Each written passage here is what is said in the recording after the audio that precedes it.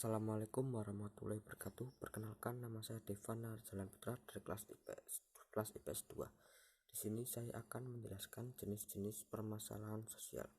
Yang pertama, permasalahan kemiskinan.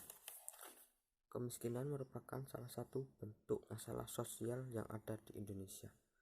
Kemiskinan diartikan sebagai suatu keadaan di mana seorang tidak sanggup untuk memelihara dirinya sendiri sesuai dengan taraf kehidupan kelompok dan juga tidak mampu memanfaatkan tenaga mental maupun tenaga fisik dalam kelompok tersebut. Faktor penyebab yang mempengaruhi kemiskinan adalah 1. Faktor ekonomi, 2. Faktor pribadi, 3. Faktor sosial, 4. Faktor geografis. Masalah sosial yang kedua adalah kesenjangan sosial. Kesenjangan sosial adalah suatu keadaan ketidakseimbangan sosial yang ada dalam masyarakat yang menjadikan suatu perbedaan yang sangat mencolok.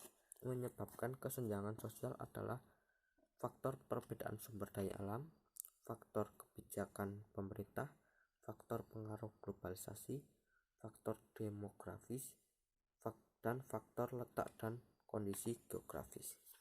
Masalah sosial yang ketiga adalah masalah kependudukan.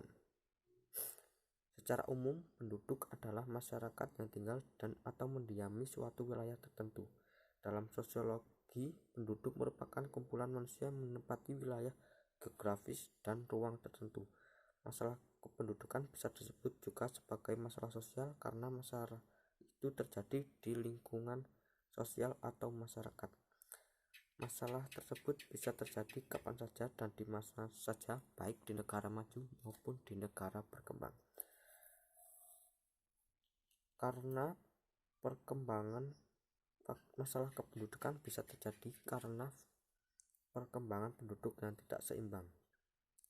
Perkembangan penduduk yang tidak seimbang menyebabkan masalah kependudukan, yaitu kualitas penduduk rendah, rendahnya pendapatan per kapita, tingginya tingkat ketergantungan, kepadatan penduduk, persebaran penduduk yang tidak merata, jumlah penduduk yang begitu besar, pertumbuhan penduduk yang tinggi. Masalah sosial yang keempat adalah pengangguran. Pengangguran merupakan istilah untuk orang yang tidak mencari kerja. Pengangguran biasanya disebabkan karena jumlah angkatan kerja atau pencari kerja tidak sesuai dengan jumlah lowongan yang tersedia. Untuk mengatasi hal tersebut, pemerintah mengadakan 1.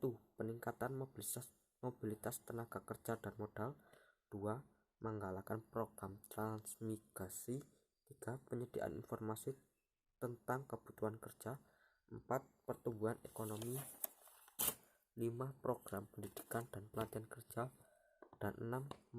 Meningkatkan dan mendorong kewirausahaan. Sekian dari saya. Wassalamualaikum warahmatullahi wabarakatuh.